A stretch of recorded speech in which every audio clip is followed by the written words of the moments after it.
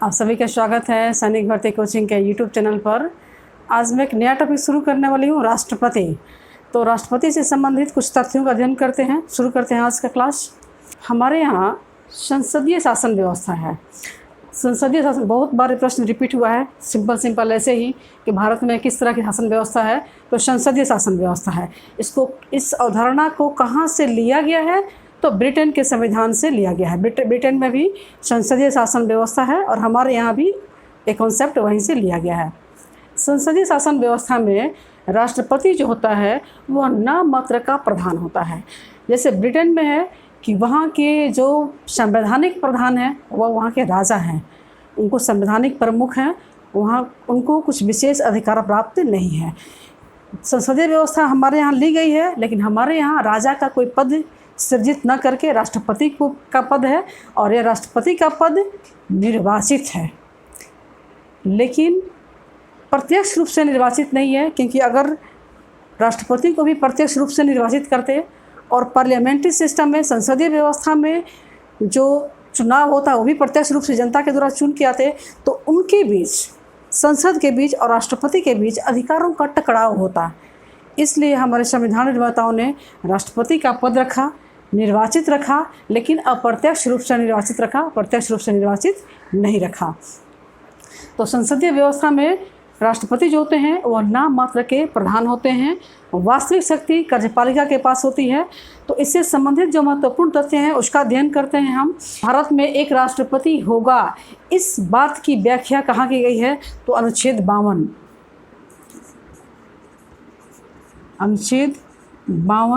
52 कहता है कि भारत का एक राष्ट्रपति होगा, यानी राष्ट्रपति पद की व्याख्या करता है।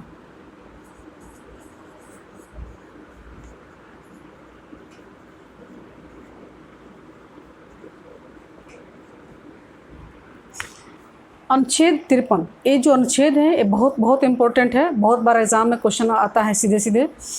अनुच्छेद 53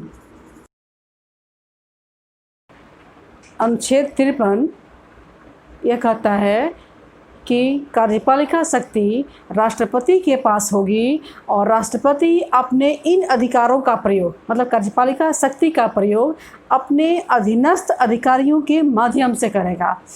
ठीक है, कार्यपालिका शक्ति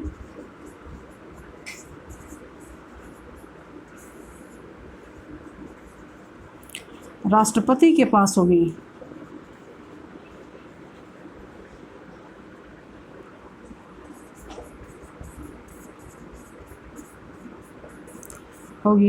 और राष्ट्रपति अपने इन अधिकारों का प्रयोग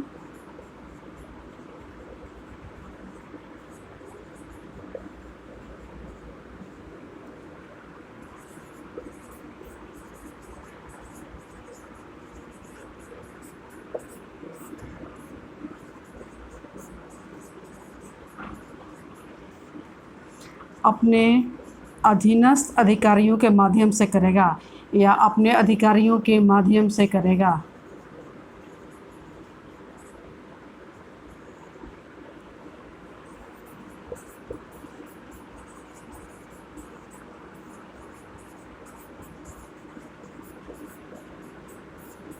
यानी कार्यपालिका शक्ति राष्ट्रपति के पास होगी, राष्ट्रपति के नाम से होगी, लेकिन अपने अधीनस्थ अधिकारी यानी मंत्री परिषद उसके अधिकारों का प्रयोग करेगी।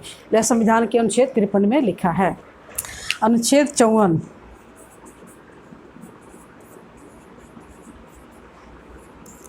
राष्ट्रपति के निर्वाचन से संबंधित है कि राष्ट्रपति के निर्वाचक मंडल में कौन कौन से सदस्य होंगे। अनुच्छेद निर्वाचन से संबंधित है।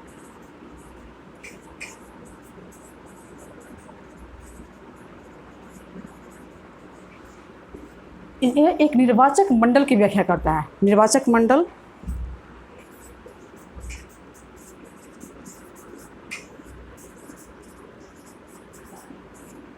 निर्वाचक मंडल में कौन कौन होंगे? लोकसभा, राज्यसभा और राज्य विधान सभाओं के निर्वाचित सदस्य राष्ट्रपति के निर्वाचक मंडल में होंगे। ठीक है, लोकसभा,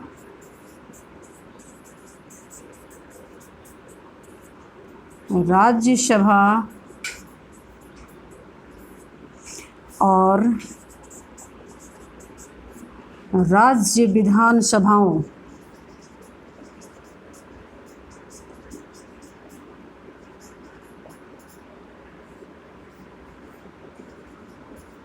के निर्वाचित सदस्य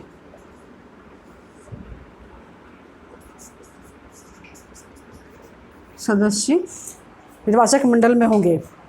अब लोकसभा राज्यसभा को हम इस तरह से भी कर सकते हैं कि संसद के निर्वाचित सदस्य तथा राज्य विधानसभाओं के निर्वाचित सदस्य।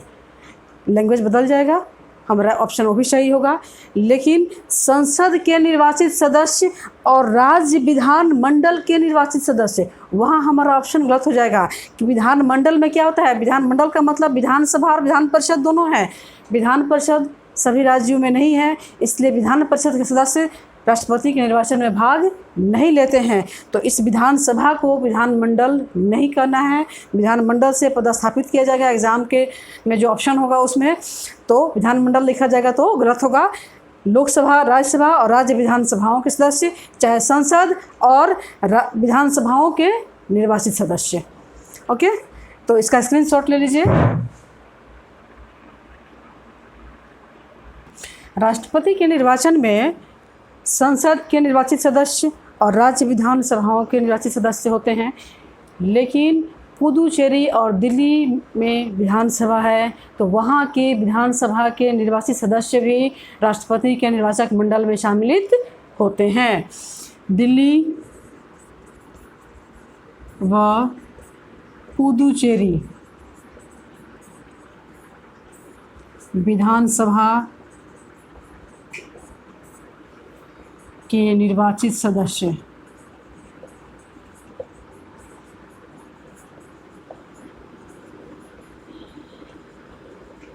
यह भी क्या होते हैं, राष्ट्रपति के निर्वाचक मंडल के सदस्य होते हैं।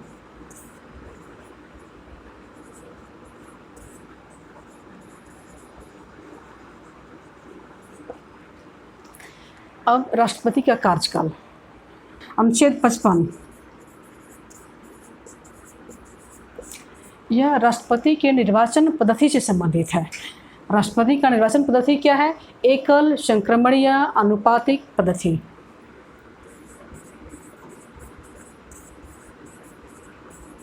एकल संक्रमणीय आनुपातिक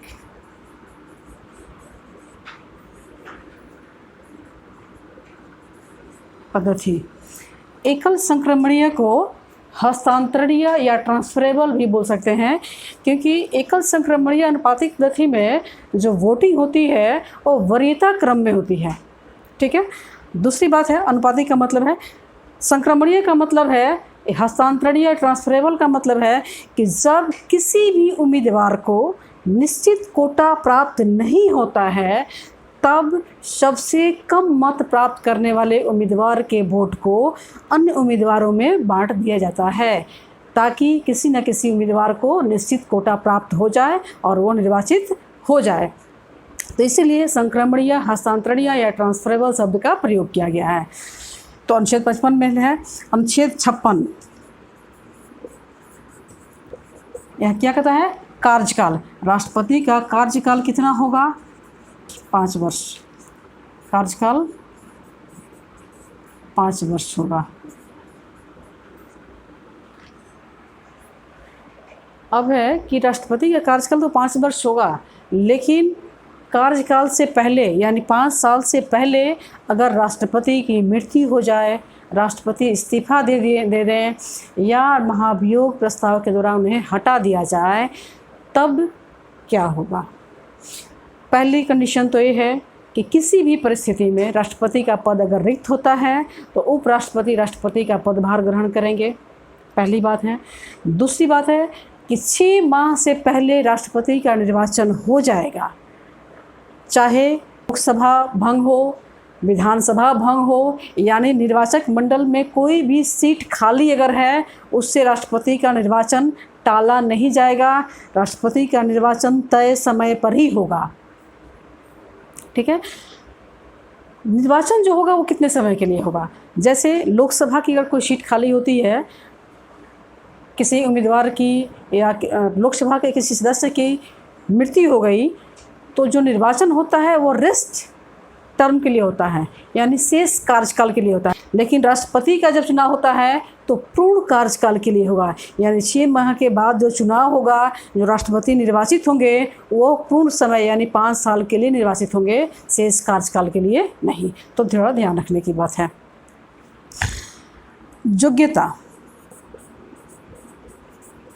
योग्यता क्या है राष्ट्रपति बनने के लिए?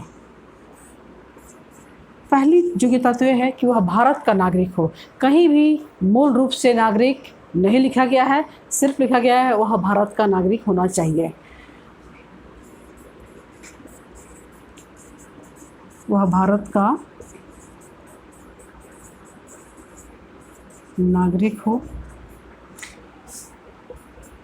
वह 35 वर्ष की उम्र पूरी कर चुका हो या न्यूनतम उम्र सीमा 35 वर्ष हो।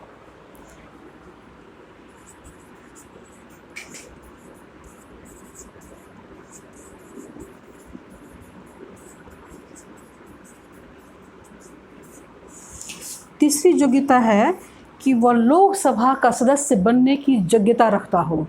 लोकसभा का सदस्य हो नहीं, लेकिन योग्यता रखता हो।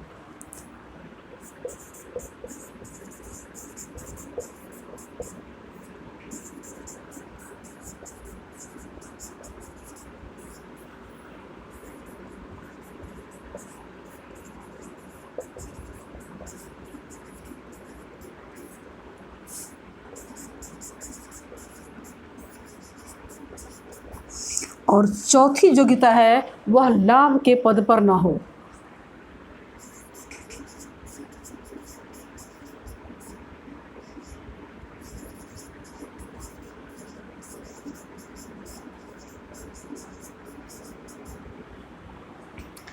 इसका स्क्रीनशॉट लीजिए। अनुच्छेद 58 इसमें लाभ के पद की व्याख्या की गई है कि कौन कौन सा पद लाभ की श्रेणी में नहीं आता है। लाभ के पद की व्याख्या,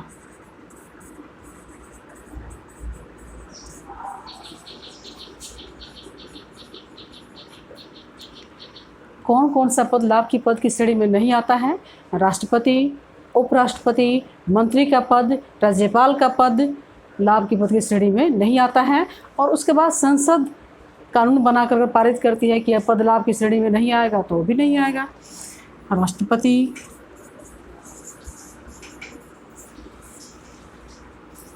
उपराष्ट्रपति,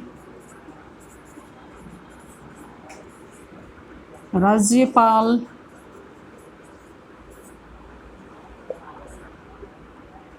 तथा मंत्री, यह लाभ की पद की श्रेणी में नहीं आता है। अगर कोई राज्यपाल है और उसे राष्ट्रपति का चुनाव लड़ना है तो कोई ज़रूरी नहीं है कोई इस्तीफा देगा तब चुनाव लड़ेगा, लड़ सकता है। हालांकि ये ट्रेडिशन में बन गया है आजकल की मंत्री अगर हैं तो इस्तीफा देकर तब चुनाव लड़ते हैं राष्ट्रपति के पद। जैसे प्रणब मुखर्जी हम थे, अभी जो हमारे राष्ट्रपति हैं माननीय राष्ट्रपति रामनाथ कोविंद जी हैं, जो बिहार के राज्यपाल थे, लेकिन चुनाव लड़ने से पहले उन्होंने इस्तीफा दे दिया। इस्तीफा देना कोई ज़रूरी नहीं है क्योंकि लाभ की पद की श्रेणी में आता ही नहीं है। अब है कि अगर राष्ट्रपति के चुनाव से संबंधित कोई विवाद हो जाए तो इसका निपटारा कौन करेगा और इसका कंप्लेन कौन करेगा, शिकायत दर्ज कौन करेगा? तो राष्ट्रपति के निर्वाचन से संबंधित किसी भी विवाद का निपटारा सिर्फ और सिर्फ सुप्रीम कोर्ट करेगा। ठीक है, तो विवाद का सुनवाई कहाँ पे होगी? सुप्रीम कोर्ट में। सुप्रीम कोर्ट सुनवाई करेगा।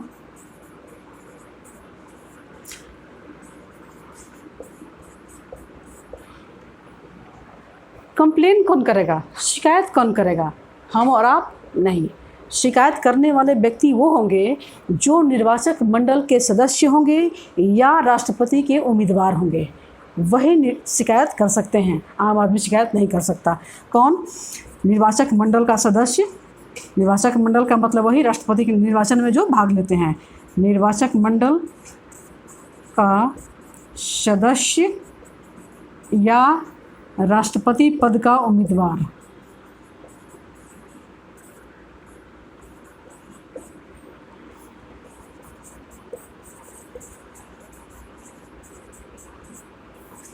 शिकायतकर्ता।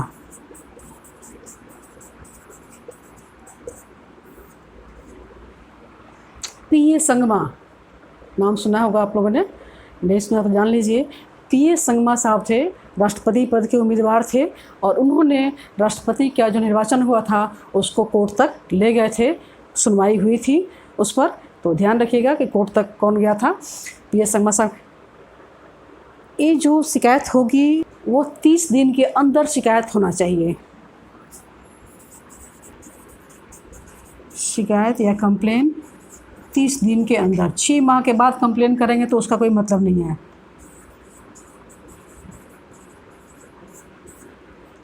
तीस दिन के अंदर शिकायत करनी होगी और जब भी सुनवाई होगी, जब डिसीजन आएगा कि चुनाव सही था, वैध था या अवैध था, जो भी बात है, उससे पहले राष्ट्रपति जो भी कार्य करेंगे वह सब वैलिड होगा। ऐसा नहीं है कि राष्ट्रपति का चुनाव हुआ और राष्ट्रपति का चुनाव अवैध घोषित हो गया तो राष्ट्रपति के पद पर जो भी व्यक्ति हो, पदासीन हो, उसने जो भी कार्य किया हो वह सब वैलिड होगा, सब वैध होगा, उसको कैंसिल नहीं किया जाएगा।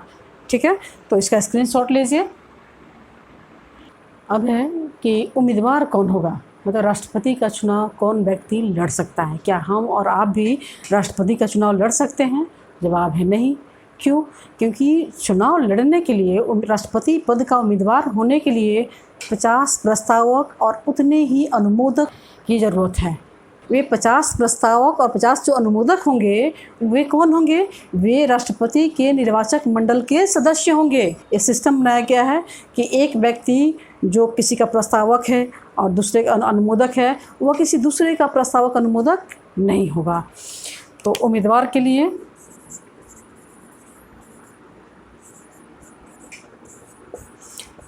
50 प्रस्तावक होंगे और 50 क्या होंगे? अनुमोदक होंगे। या कहें कि 100 जो वोटर्स हैं, निर्वाचक मंडल के सदस्य हैं, उनका समर्थन प्राप्त है किसी उम्मीदवार को, तब भी आप राष्ट्रपति पद के उम्मीदवार हो सकते हैं, यानी 100। अब तरीका क्या है? राष्ट्रपति के प्रस्तावक अनुमोदक तो हो गए। चुनाव लड़ने के लिए जमानत राशि जमा करनी पड़ती है। जमानत राशि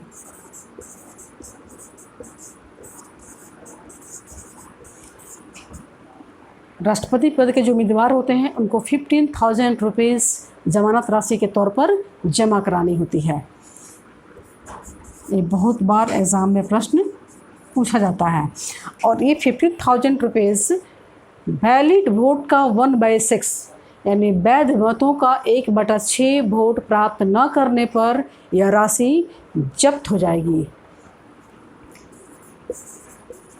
वैध मतों का 1/6 वोट या मत नहीं मिलने पर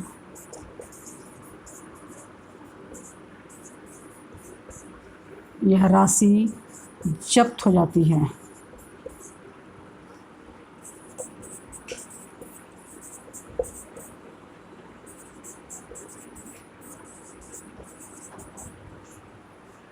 और यह राशि आरबीआई में जमा हो जाती है, रिजर्व बैंक ऑफ इंडिया।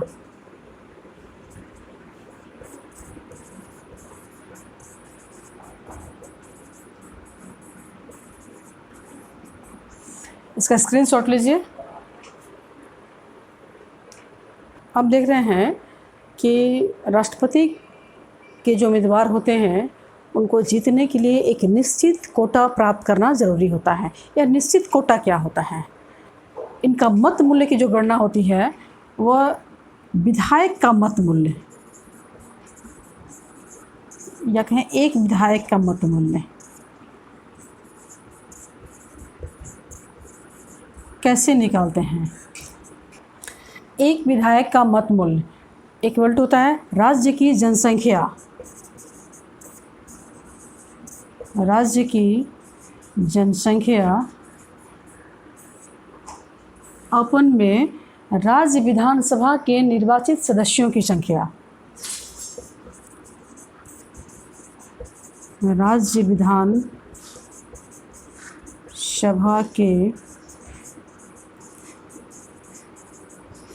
निर्वाचित सदस्यों की संख्या इंटू 1/1000। एक विधायक का मत मूल्य, मतलब जिस भी किसी राज्य के विधायक का मत मूल्य निकालना है, उस राज्य की कुल जनसंख्या अपन में राज्य विधानसभा के निर्वाचित सदस्यों की संख्या, क्योंकि राज्य विधानसभा में भी एक एंग्लो इंडियन को मनोनीत करने का अधिकार राज्यपाल को दिया गया है। इसीलिए राज्य विधानसभा के निर्वाचित सदस्यों की संख्या लिखना ज़रूरी है इंटू 1/1000। सांसद का मत मूल्य कितना होता है? एक सांसद का मत मूल्य इक्वल टू सभी विधानसभाओं के सदस्यों का मत मूल्य को जोड़ देंगे और अपन में डाल देंगे संसद के निर्वाचित सदस्यों की संख्या। सभी राज्यों के विधान सभा सदस्यों का मत मूल्य में निर्वाचित सांसदों की संख्या, निर्वाचित सांसदों की संख्या, ठीक है। एक सांसद का जो मत मूल्य है वो 708 है, जो निकाला गया है 708।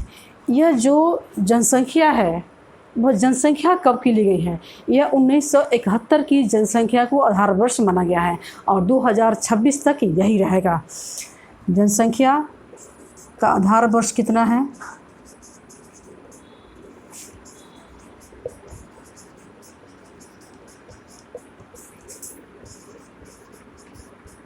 (1971) और यह 2026 तक अपरिवर्तित रहेगा। 2026 तक यही रहेगा। इसका स्क्रीनशॉट लीजिए। अब राष्ट्रपति का निर्वाचन कराएगा कौन, यह भी लिखा हुआ है संविधान में। अनुच्छेद 324 में यह लिखा गया है कि राष्ट्रपति का निर्वाचन आयोग कराएगा। ठीक है, अनुच्छेद 324 राष्ट्रपति का निर्वाचन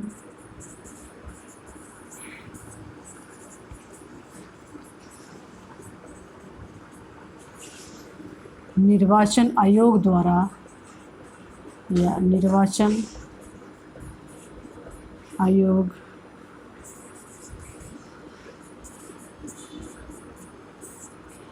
इसमें पीठासीन अधिकारी होते हैं निर्वाचन में, और जो पीठासीन अधिकारी होते हैं वह लोकसभा और राज्यसभा के जो सचिव होते हैं वही पीठासीन अधिकारी होते हैं बारी बारी से। जैसे राष्ट्रपति का चुनाव हुआ तो उसमें लोकसभा का जो पीठासीन अधिकारी लोकसभा सचिव बना, तो जब उपराष्ट्रपति का चुनाव होगा तो राज्यसभा का जो पीठासीन अधिकारी होगा वो उस समय अधिकारी बन जाएगा। यानी टर्म बनते रहता है, कोई जरूरी नहीं है कि राष्ट्रपति में लोकसभा और उपराष्ट्रपति में राज्यसभा, टर्म बनते रहता है। एक बार लोकसभा का जो सचिव होगा वो पीठासीन अधिकारी बनेगा और एक बार राज्यसभा का सचिव होगा वो पीठासीन अधिकारी बनेगा। ठीक है, लोकसभा एवं राज्यसभा के सचिव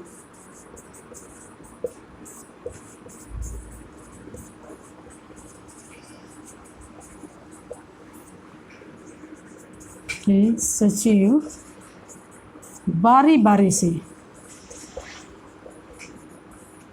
से पीठासीन अधिकारी बनते हैं।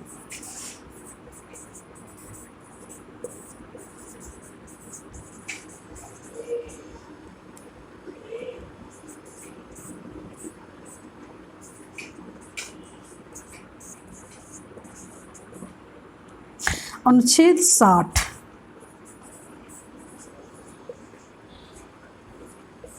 राष्ट्रपति के शपथ से संबंधित है। इससे पहले हमने जो वीडियो बनाया था उसमें बताया भी था कि अनुसूची 3 में शपथ से संबंधित है, लेकिन राष्ट्रपति का जो शपथ है वह राष्ट्रपति से संबंधित अनुच्छेद में है, वो अनुच्छेद 60 है।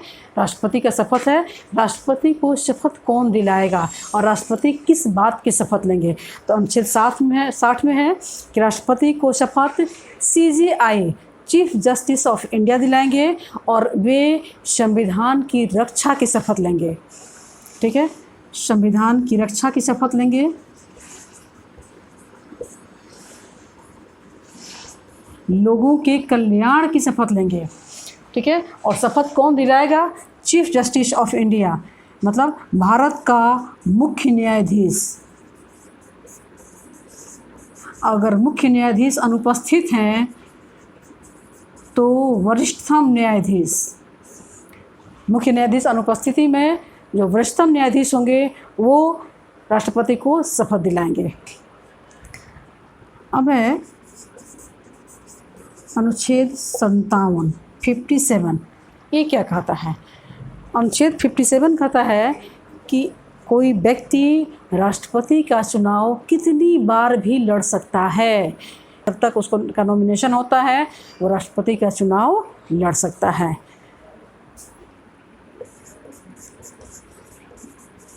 राष्ट्रपति का चुनाव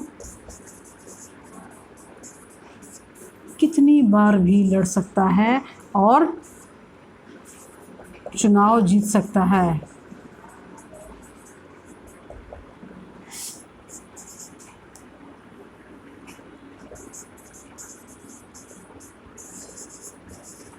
और बन सकता है।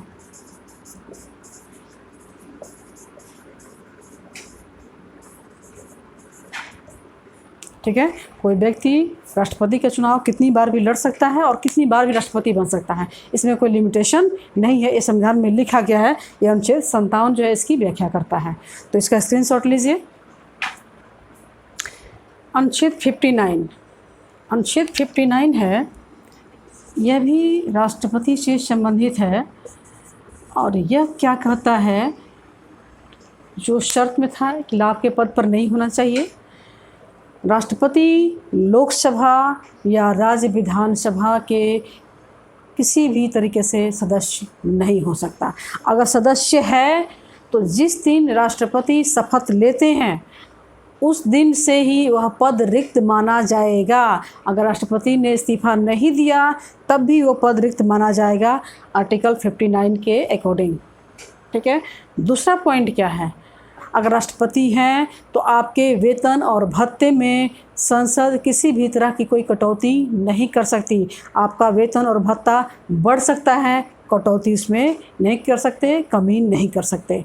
ठीक है, तो वेतन भत्तों में कटौती नहीं कर सकते।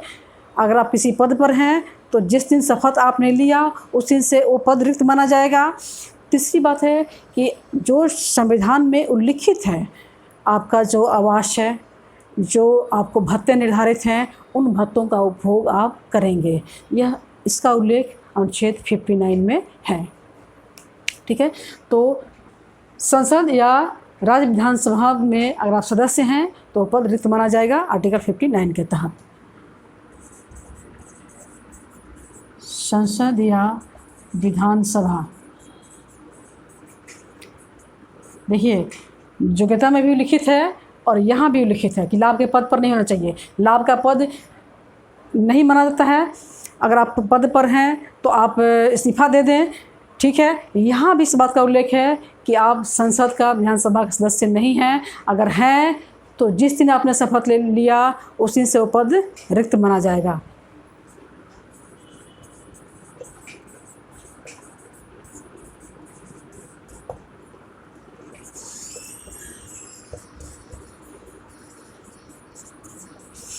अगर हैं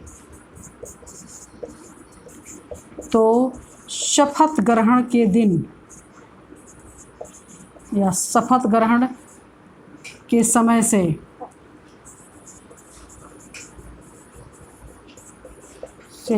वह पद रिक्त माना जाएगा। आपने इस्तीफा दिया हो ना दिया हो कोई बात नहीं है।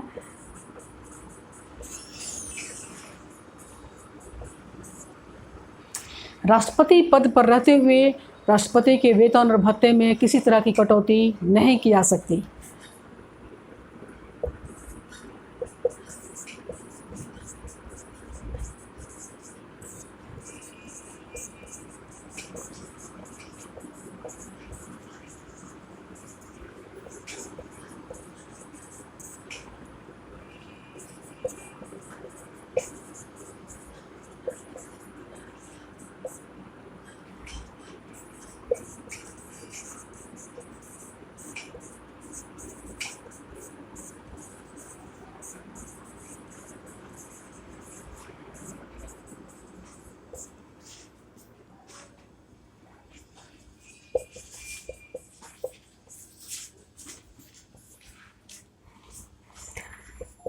संविधान में जो सुविधा दी गई है, जैसे आवास दिया गया है, ऑफिस दिया गया है, उसके लिए आपको किसी प्रकार का कोई रेंट पे नहीं करना है।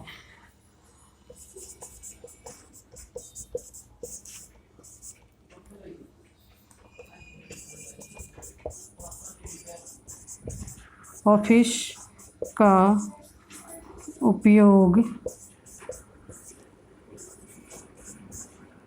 कर सकेंगे या करेंगे, लिखिए। और इसके लिए किसी भी तरह का रेंट नहीं पे करना है। राष्ट्रपति अपना इस्तीफा किसको देंगे? इस्तीफा या त्यागपत्र स्पष्ट उल्लिखित है संविधान में कि राष्ट्रपति अपना त्यागपत्र उपराष्ट्रपति को देंगे।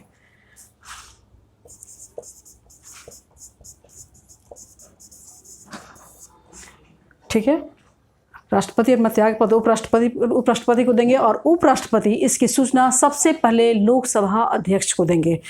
ठीक है, उपराष्ट्रपति इसकी जो सूचना देंगे वो लोकसभा अध्यक्ष को देंगे।